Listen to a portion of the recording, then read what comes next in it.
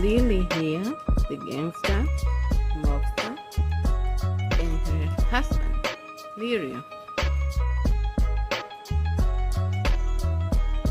Lily no longer bites me.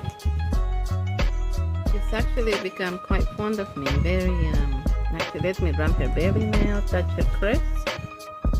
Every now and then she does, get a bit snappy, but yeah. So now the one that's really aggressive that I have here is Nachita Libre, because she likes to bite.